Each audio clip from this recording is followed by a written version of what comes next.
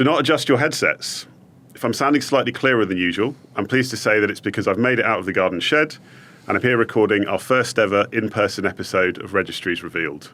And it's a special episode for another reason, as we're zooming out from looking at individual countries to take stock of the global situation regarding ultimate beneficial ownership register access. That's UBOs to you and I. A special episode needs a special guest, so I'm delighted to be joined by Stephen Abbot Pugh.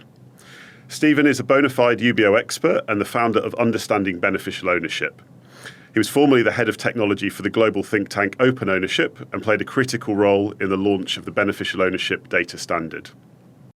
Stephen, a very warm welcome to the show. Thank you. We often talk about UBO data on this series. In fact, we've talked about it many times, but for those that are relatively new to the subject, why should anyone care about UBOs? Great. Thank you for having me here. Ultimate beneficial owners are the real people behind the scenes of legal entities or legal arrangements. So that's companies, trusts, and other things. And increasingly, more and more checks and tests have to be done to understand who these people are behind companies. So when you're doing know your customer checks, customer due diligence, if you're investigating illicit activity, if you want to check if someone's politically exposed or sanctioned, there's a need in a huge number of countries around the world to not just know who the people are directly related to the entity, but to be able to follow ownership chains back to find the person ultimately behind the scenes who is owning or controlling that entity or that arrangement. So those are the ultimate beneficial owners. So it's very important to get good information about who they are so that you can follow those trails wherever they lead. Great. And you know, and I know there are many challenges that come with trying to verify ultimate beneficial owners, and I'm sure our listeners will be very familiar with that. But what do you see are the key global challenges with regards to accessing reliable UBO data? So UBO registers are still quite a new thing. We have to remind ourselves. So we're about 10, 12 years into this kind of global reform that has been going on where people have been creating registers. So it's still quite new, and there's still new registers coming online all the time. So first of all, there's a lot of countries that don't have beneficial ownership registers and are setting them up. And as I'm sure we'll go on to talk about a bit later, beneficial ownership data holds a lot of personally identifiable information. So in lots of jurisdictions, that needs to be taken into account. So there's data protection, data privacy issues about releasing all the information about people, which means that most of the data is not fully public. So there's various different rules that people are setting up in different countries about how you access the information. But what is worth saying is that there is a huge recognition that the data is really valuable and that the right people should be able to access it.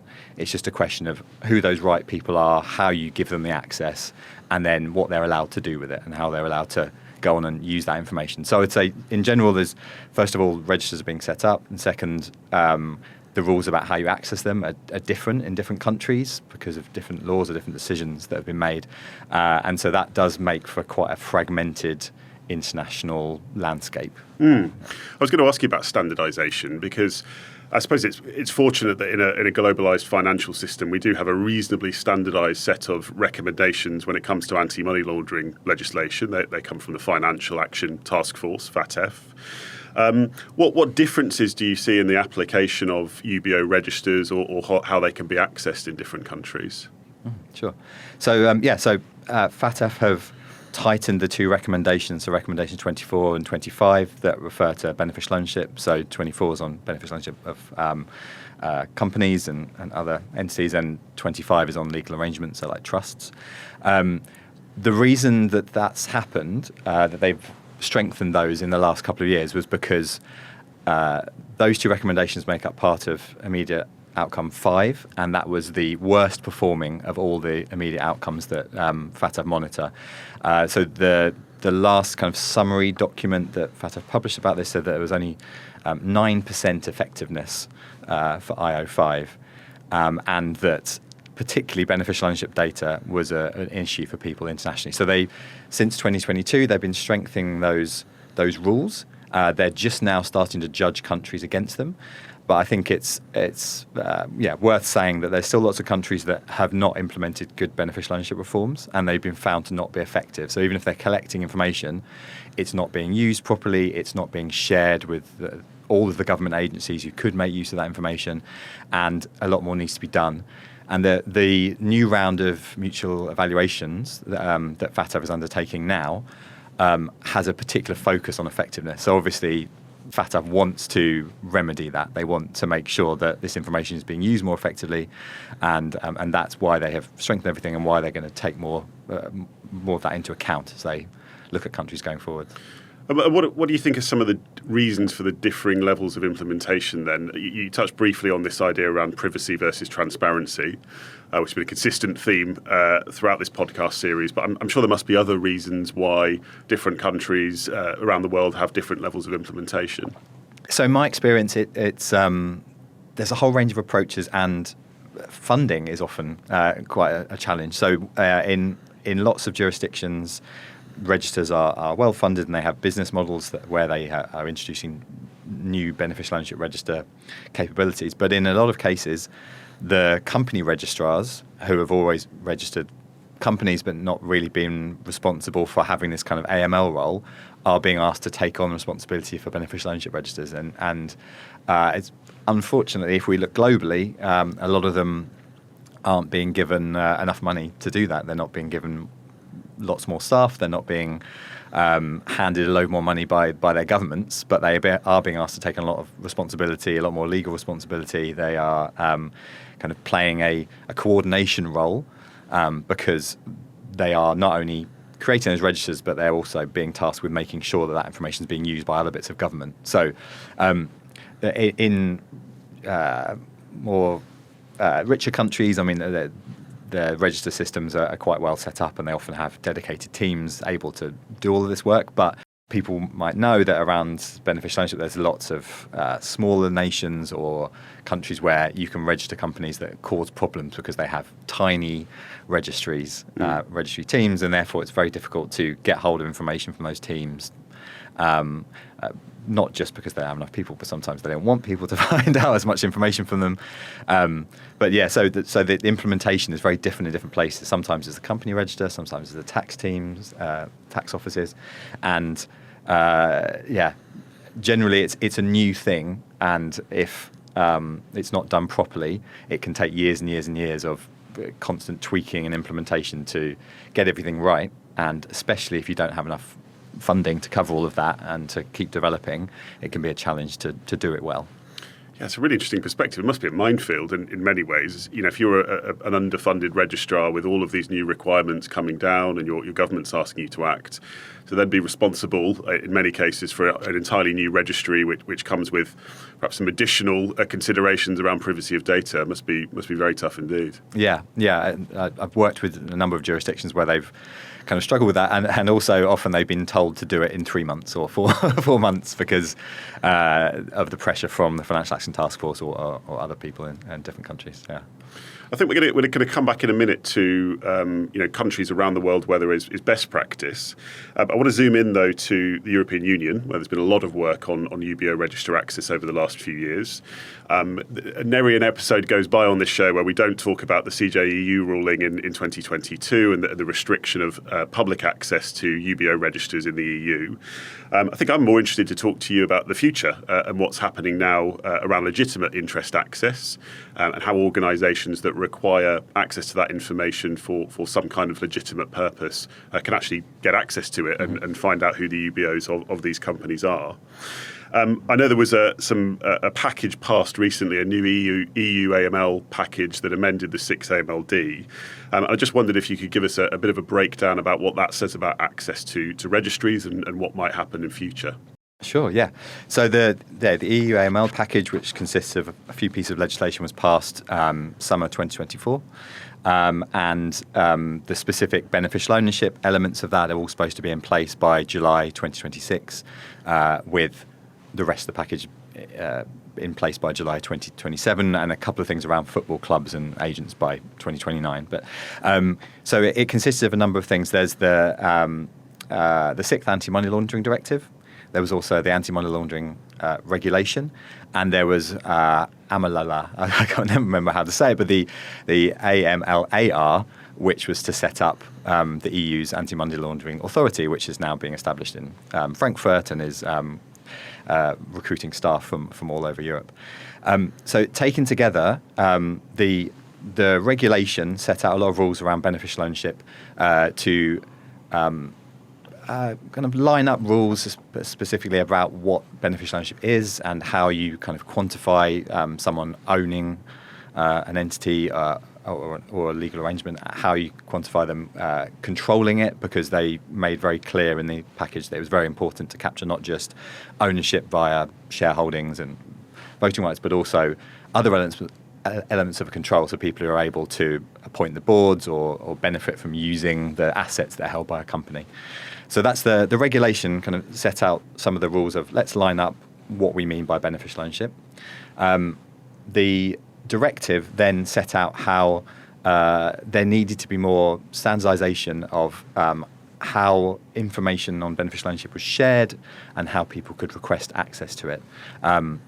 So specifically, the Article 12 of the 6th Anti-Money Laundering Directive sets out who has legitimate interest access.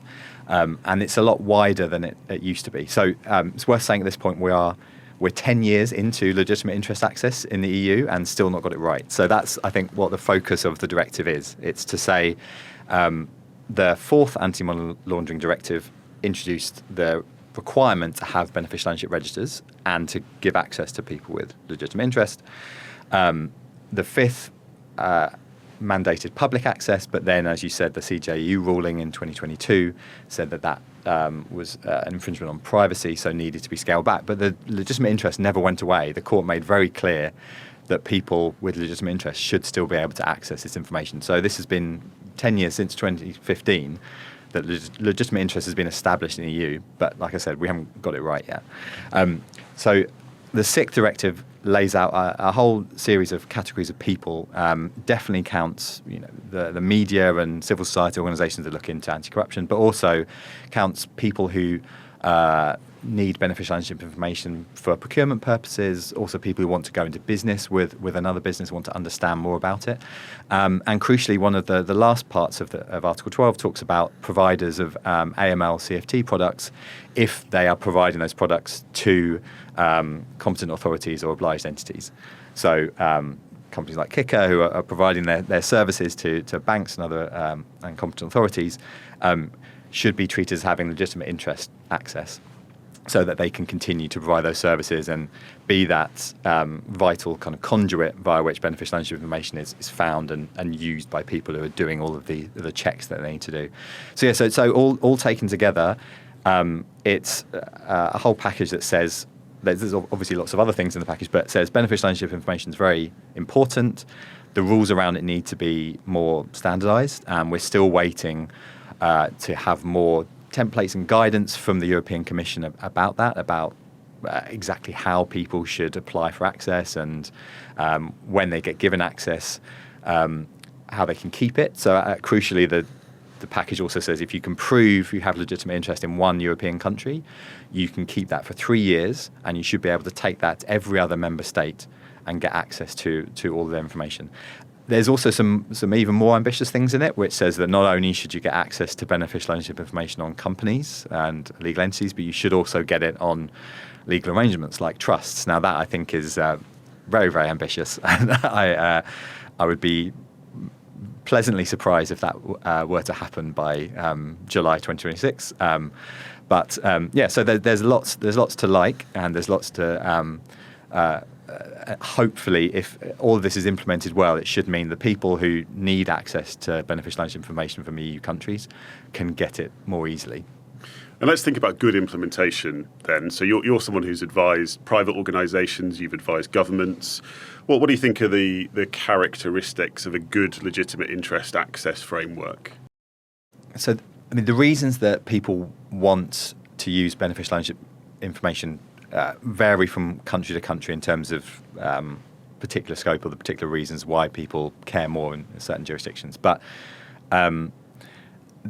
I mean, I would say that good access to information or data should just support the users who need to make the most of it. So that be law enforcement, the banking sector, everyone, and allow them to answer the kind of questions that they have.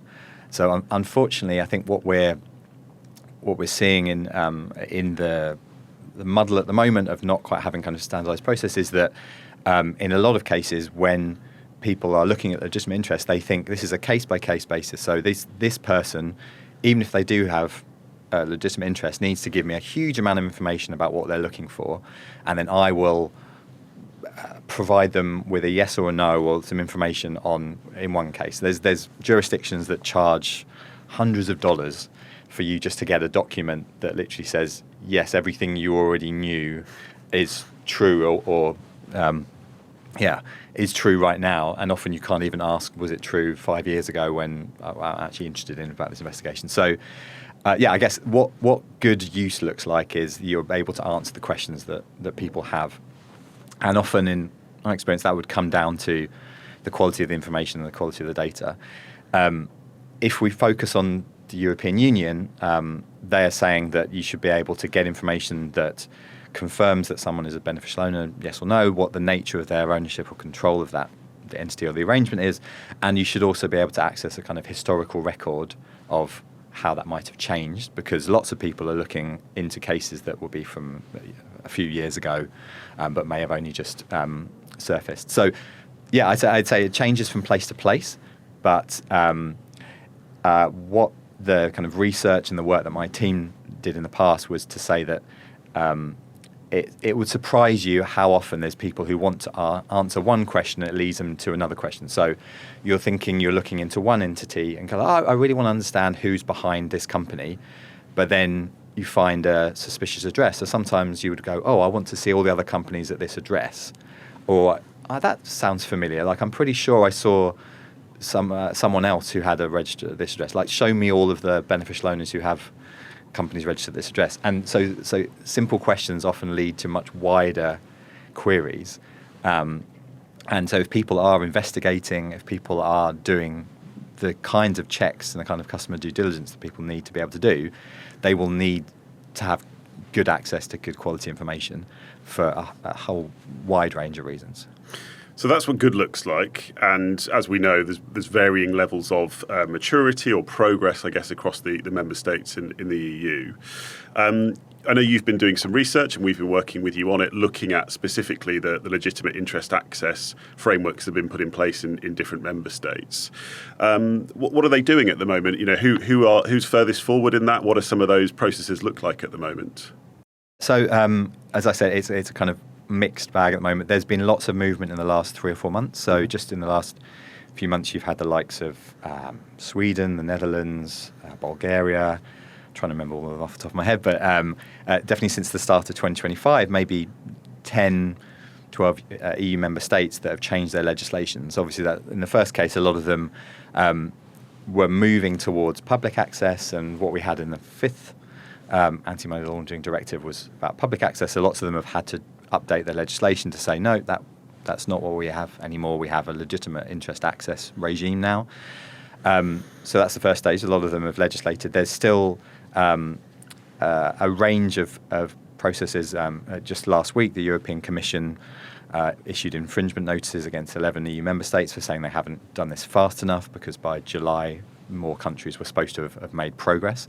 But so what's happening right now is people are shifting. There's still, in some cases that I've seen through the research, not a full transposition of what is in the anti-money laundering directive. So Article 12 has very clear categories set out, and some countries and jurisdictions are choosing, or cherry picking, let's say, which ones they really want to do. So people are mainly, allowing media and civil society and other people, but there's been I've seen quite a wide variation in whether they're allowing all of the categories to have legitimate interest access.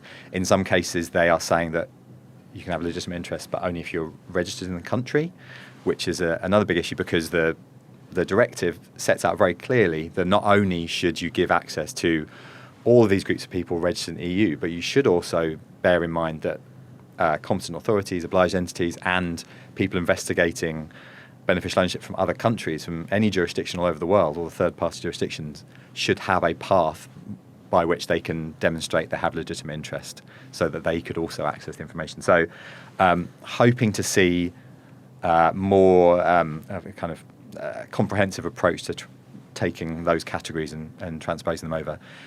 There's also, in terms of what you get once you can prove the access, I'm seeing kind of wide varieties. There seems to be good practice. So your Denmark, France are offering, saying if you have legitimate interest, then we will give you access to an API so that you can do kind of wider search and you can look into a larger number of entities.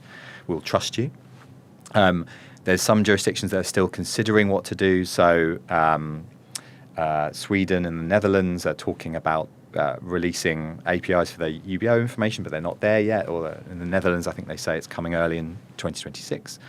All the way through to jurisdictions that don't seem to be taking the spirit of the directive and the package seriously, which is that you have to jump through multiple hurdles, pay quite a bit of money, fill out a huge number of forms, and that at the end of all of that, you can ask about one entity and that it will take a long period of time for you to get answers and for you to get hold of the information. So a real variation in how they are doing that, and some countries that haven't really made progress yet at all. So they're still waiting to see what they do. Yeah, I suppose it wouldn't be the first time an EU directive has been transposed at varying levels of success and speed across the EU. Yeah, yeah, I think that's safe to say.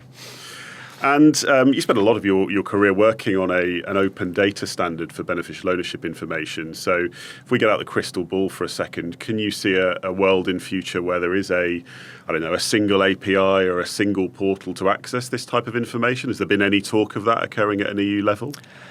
I'd love it if there was. So there's the Boris system, the Beneficial Ownership Registers Interconnection System that the EU has mandated. That is again mentioned in various legislation. So I think the latest technical specifications for that were 2021, if I'm right. So they have set out that there is going to be a one-stop shop for looking up information. Boris exists right now. You go to the European Commission's, the Justice Department's website, and you can find it. It's been around for a long time and currently only has, I think, 13 or 14 member states that have done the work to allow their information to be looked up. Now, what Boris is again, it's like a online store, really. It gives you the ability to search across different EU member states to see if they have beneficial ownership information on an entity. So you can search by the entity's name, and you can search by the entity's EU ID.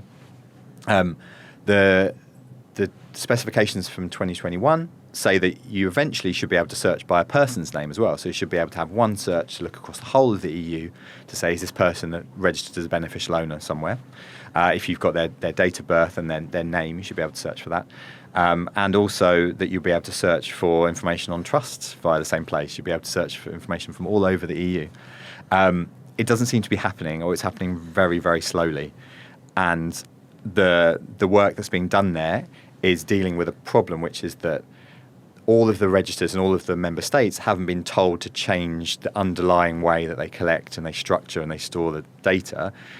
They are just being asked to make sure that you can eventually search what they've got by name or by ID. So it might be that you look up a company and it's in Germany, and then you have to pay for the PDF, but it tells you that company's owned by another company in, let's say, Latvia. So then you'd have to go to Latvia and you'd get the information. So it's not joining up the data. It's just showing that there is a record that matches what you're looking for. So it's not doing the kind of the hard work behind the scenes. There's lots of mentions of standardization in the directive, which is great to see. Most of that seems to be on. We're waiting for information about the format for the beneficial ownership information that should be sent in. So the regulation makes really clear what information should be captured on how entities and arrangements are owned or controlled. And then the directive is saying that the European Commission should be able to put out implementing acts that say, tell us about the format. Can we try to line up more of the ways that this information is collected? But they haven't consulted on or yet kind of gone out there and looked for a data standard. So my former team at Open Ownership, in partnership with the Open Data Services team, have developed the Beneficial Ownership Data Standard, which is openly available and documented for anyone to use. So it's in English, French, and Spanish and Russian. You can go and look at the documentation at standard.openownership.org. And the great thing there was that actually it's approved as the UK government standard. The Canadian government is looking to use it. There's governments like Botswana, Nigeria, Namibia, Armenia that have all made use of the standard, either publishing data to it or buying tools from kind of commercial partners who've built beneficial ownership register tools that make use of it. So I hope to see more of that. There's a couple more products that are being worked on at the moment and hopefully be launched in the next few months at some of the kind of registry events that are coming up. So yeah, I think in the long run, if you want really good quality beneficial ownership information from multiple jurisdictions and you want to be able to link it up, then having a standard that people can agree on would cut down the work on that a lot. It's a big goal. I hope that people will move towards that kind of area in future. But yeah, so it's needed if you want to have kind of good quality data, and it would just cut down so much of the work that people are doing. I mean, FATF found that the huge amount of pain that people are going through to try and understand regulations, access rules, and everything around beneficial ownership. So if at least the data that once you've jumped through all those hoops and you've got access could be the same from any jurisdiction once you've got access, that would be fantastic and would cut out a lot of the hard work. Oh yeah, and there's so many opportunities for improvement in the ecosystem surrounding the consumption of that information and interpretation of it as well. So, as you said, then there's lots of people struggling to understand actually what the rules say and how to interpret them. But then you actually come on to the verification itself, which Kyckr is very interested in, and currently due to the lack of access and standardisation, you've got teams of anti-money laundering analysts spending lots and lots of time picking through documentation, and sometimes that's client-submitted documentation just to understand who the ultimate beneficial owners are. So, it takes a village with anything like this where there's big geopolitical change, but sounds like there's a role for private sector companies, there's a role for think tanks, there's a role for government kind of working together to bring about this new reality. Absolutely, yeah, and huge parts of the economy, so listed companies, investment funds, everything like that, there's especially a role for the private sector in that space because lots of them are often exempted from beneficial ownership regulations. So you need to understand what's in their stock exchange filings. You need to understand what's in the documents that they've provided that often change very swiftly. So yeah, it's going to become a global norm that the larger the company, the more likely they are to be exempted from beneficial ownership legislation, which has its risks, but that's the kind of approach because it's seen that they provided so much information to stock exchanges that you can understand that. But it does mean, again, you've got great information buried in documents, and it's really key to be able to pull that out and make it more usable. Yeah. Last question I wanted to ask you. We said we'd come back to more of the global picture. We focused a lot on the EU, understandably. What's some other good examples of good practice you're seeing? Are there other UBO registers that are live across the globe? And are there other examples of bad practice you're seeing as well, or areas for improvement? Sure. So the debate about public access still continues in different guises in different parts of the world. So there are countries like Canada that launched their public beneficial ownership register in 2024.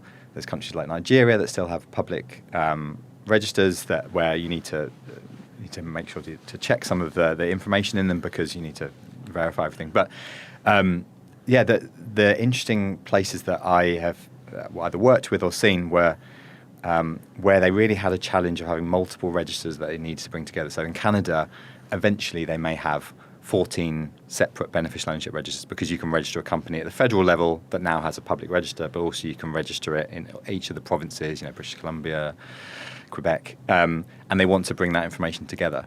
So even within countries, you can see examples of kind of good practice where the government is trying to bring the provinces together and trying to kind of make sure that for a country you can search for all that information. There's other jurisdictions where people are wanting to make sure that they have data that lots of other parts of government can use, because same as in the EU and other places, that's a real key focus of what FATF is saying. Making sure that your procurement authorities as well as your law enforcement are able to access the information. So I know that, for example, like the Open Ownership team has been doing lots of work across Asia with people who are setting up much more kind of data sharing agreements with different jurisdictions. I hope that some countries move a bit faster. You've still got the likes of Australia and New Zealand that are moving pretty slowly when it comes to setting up their registers.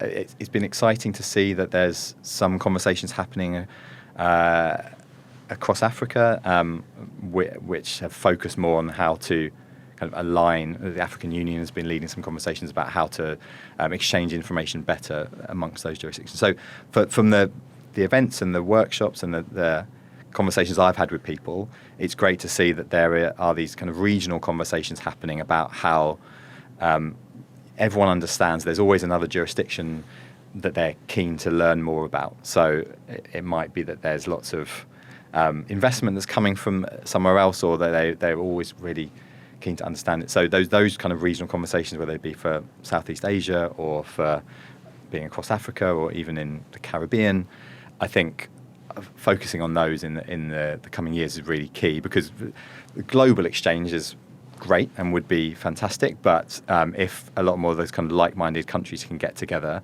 then you could really see the value in them being able to share information across borders more easily, to follow some of these trails so that they can understand what's going on in their region, because that will cover so many of the use cases. Obviously there's ones that dot all over the world, but that will help people a lot. Yeah.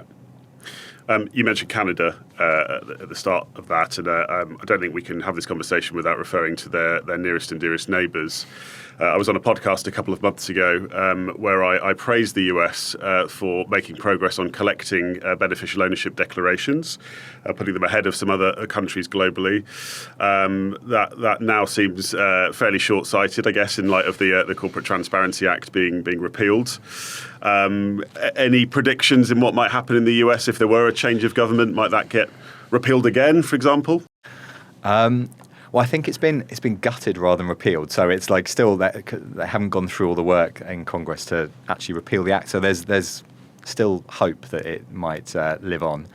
But yeah, it's only being applied to foreign registered companies at the moment. And the last information I saw was that FinCEN were going to get rid of all the information that had been submitted to date. So I think I think the last update they gave was about 30% of US entities. So there's supposed to be so that would be roughly about 10 million businesses had submitted their beneficial ownership information, because it was all being implemented right up to about the election date of Donald Trump.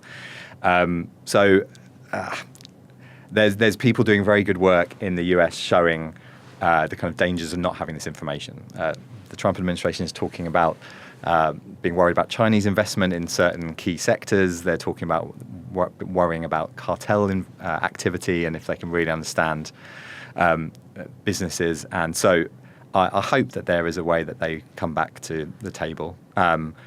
They will be looked at by FATF and assessed, I think, next year. So it will be interesting to see what FATF has to say about that, because they are definitely not fulfilling the requirements around collecting that information.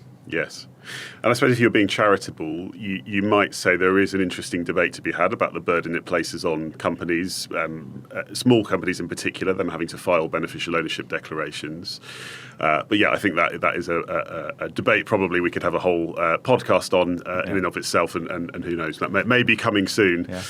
And you can there's other people who've put interesting things in place. So, for example, China just changed their rules a few months ago, and they tried to account for that. They said if you're if you only have shareholders as your beneficial owners, and if you're a small company, and if you're just registered in China, so if you're a kind of simple small company, we're going to exempt you from beneficial ownership reform. So there's ways to do it that aren't just domestic company, foreign company, where you could say, maybe we've already got your information in another government system, and you can confirm it or you can check it against this. So there's ways to do it that don't kind of undermine the entire process and all the legislation and the systems that have been built up to that point. Yes. Stephen, fascinating talking to you. I could talk to you all day, but I'm sure you've got other places to be. So thank you very much for your insights. And how can our listeners get in touch with you? Sure. Yeah, so if you go to beneficialownership.co.uk, that's the website, and you can see some of the work that I've done in the past and some of the kind of consultancy support that I can offering, and can contact me through that site. And I'm also on LinkedIn if you search for Stephen Abbot Pugh. That's it. Excellent. Well, thank you as well to our listeners. You've been listening to Registries Revealed, hosted by me, Steve. Registries Revealed is a Kyckr hosted podcast, and we'll be back very shortly. Thank you.